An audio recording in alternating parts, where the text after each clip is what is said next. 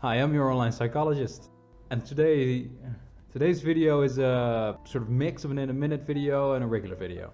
Today I'll only answer one question because it's a rather big one. One question.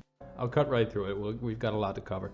The question an anonymous sender, who we'll call Dreary Dennis, sent in is: Hi up, I've been feeling down a bit lately and I feel like I'm not getting any fun out of my life anymore. I see a lot of things about depression and I'm worried that I might have one. But when is something like this a depression? How can you know? This is actually a very common question that a lot of people have, so that's why I wanted to dedicate like a whole video to it. Depression is a terrible thing, believe me, I know. The ever-consuming blackness within the depressed is something of a true life horror story if you ask me. To measure if something is a depression, we, psychologists, use the DSM.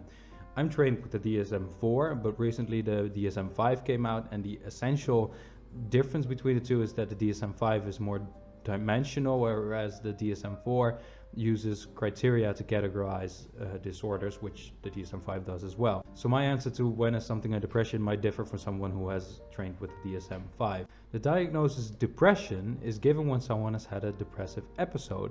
An episode like that characterizes itself through a few points. So Dreary Dennis,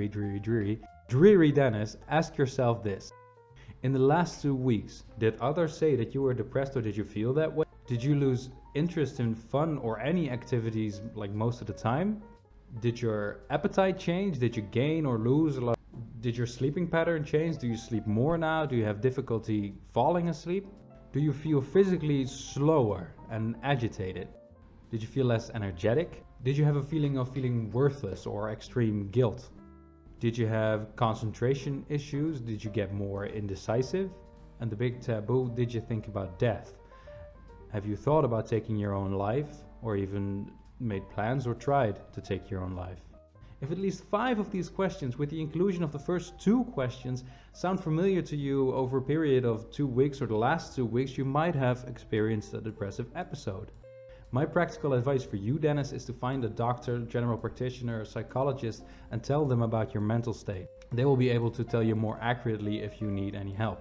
There are other criteria that are important in making the diagnosis of a depressive episode, but if you find yourself in any of these questions or a few of these questions, I urge you to find help anyway.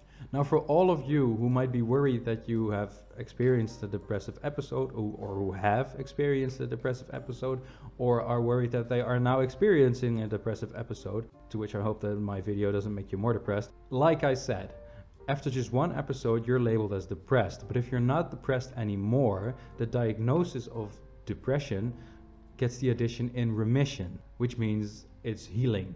For some dumb reason, my camera stopped working, so I'll do this part quickly like this. A depressive episode may just be a one-time thing, though the odds aren't very good. People who have had a depression are very likely to have another episode. The more episodes you have, the more the chances increase that you'll have another episode. Like a depressive episode wasn't tough enough.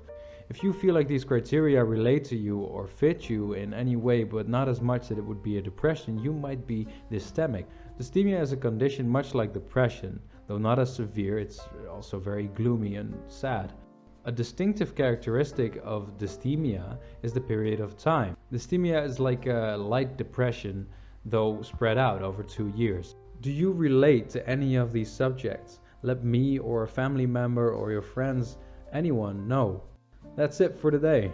Thank you for listening. Send me questions through Instagram, Reddit, YouTube, Tumblr, and I hope I have informed you about depression a bit more. I'm your online psychologist and you've got my undivided attention.